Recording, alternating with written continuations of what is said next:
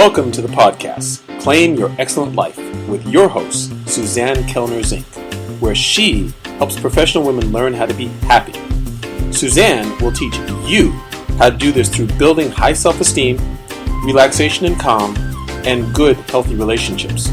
Tune in every week as Suzanne shares effective strategies to help you claim your excellent life with happiness techniques, self-esteem building exercises, relationship tips, and relaxation information.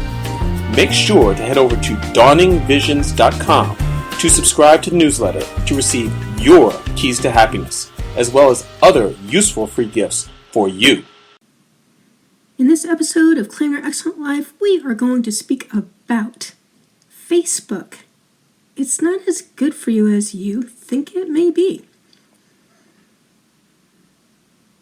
Do you realize that every month, 1.65 billion with a B people actively use Facebook? Each user spends 50, as in 50, minutes using the site daily. When you consider that that's more time than what's spent on any other leisure activity except for watching TV, that's amazing. Sadly, Americans spend about 19 minutes reading each day and 17 minutes on exercise. That's according to the Bureau of Labor Statistics.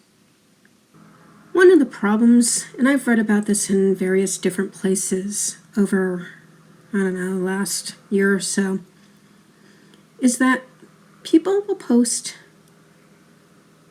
items that make them look like they have perfect families and perfect lives, meaning that they emphasize the great things that they have going on. And what happens is that it leads to unrealistic comparisons that can, in turn, bring down your mood and your level of well-being. And it can even lead to depression, believe it or not. There was a study that was done of 1,000 people in Denmark that showed some causal evidence that Facebook affects our well-being negatively. Facebook users who took a 1-week break from the site reported having significantly higher levels of satisfaction in life and an improved emotional life. Those people who were the most heavily affected were those who used the site passively, where they weren't really interacting with other people, because they envied others that they saw on Facebook. Another concern that some people have is that they feel that they've wasted a lot of time on Facebook, which makes them feel poorly about the way they're using their time and sometimes themselves.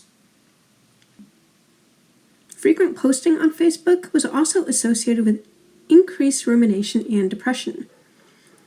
Women were more likely to become depressed than men,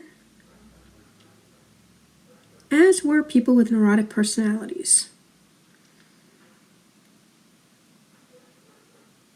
Sometimes they accepted former partners as Facebook friends, which was not healthy in a lot of cases.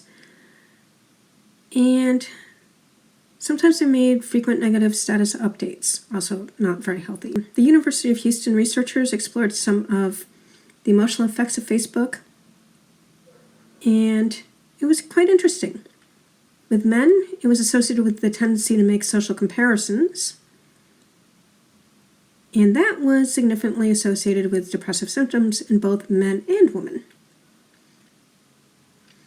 If you're feeling worse rather than better after using Facebook, it might be time for you to step away from Facebook, take a breath, take a breather.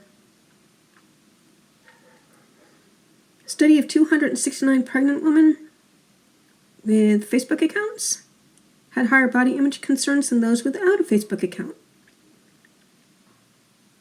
And this was particularly important in terms of the postnatal concerns for how their body would look. Facebook isn't all bad. However, use it with moderation and keep others' posts in perspective. Viewing your own Facebook profile may improve your self-esteem according to other research.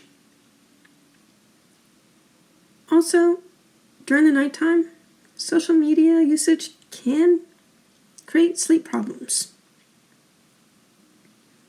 with poor sleep quality, lower self-esteem, and higher levels of anxiety and depression in 12 to 18-year-olds. That was according to a British Psychological Society conference. And this is mainly because people are staying up late to respond to messages and monitor what's happening on their social media. The light emitted from the smartphones and the computer or tablet can be interfering with sleep.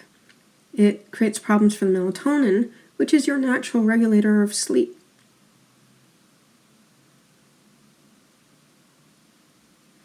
Understand that Facebook wants you to spend more time on their site. It doesn't want you to just spend 50 minutes a day on it. They want you to be on it all day long. Understand also that Facebook does expose you and your kids to a lot of advertising, targeted to your habits and interest, using their algorithms to track your interest, who you talk with, and what you say. So, be aware of that.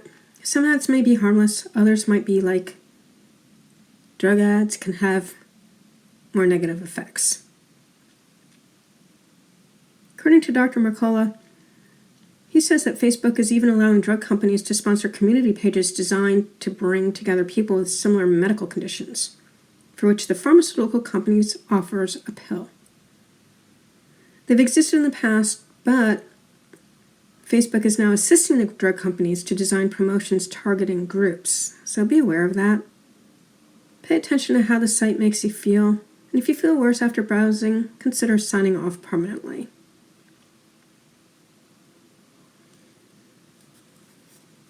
I know for me, I use Facebook for my business.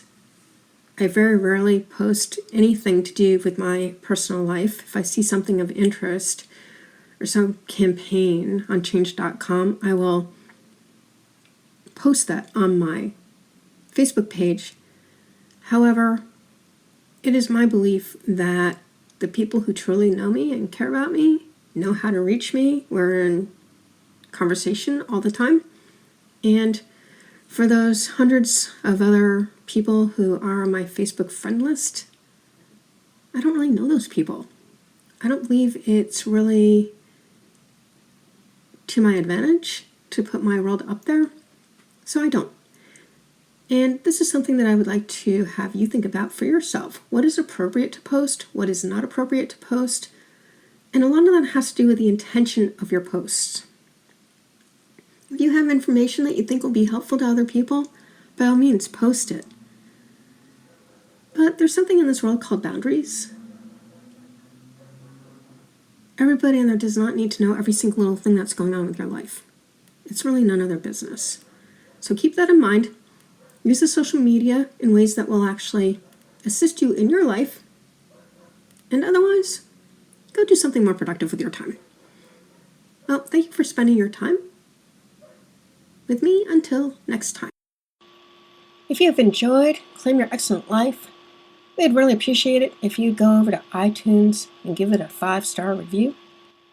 If you have found Claim Your Excellent Life to be helpful to you, and maybe even life-altering with the information that we have shared here, and to allow us to continue this work, which we really do enjoy doing for you, you can sponsor us at patreon.com. That's spelled P as in Paul, ATREON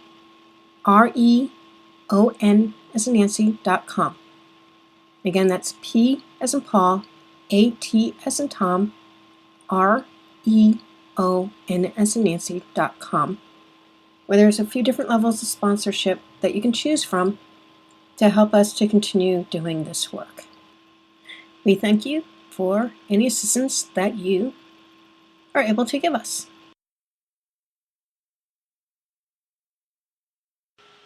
Thank you for listening to the podcast, Claim Your Excellent Life, with your host, Suzanne Kellner-Zinck, where she helps professional women learn how to be happy.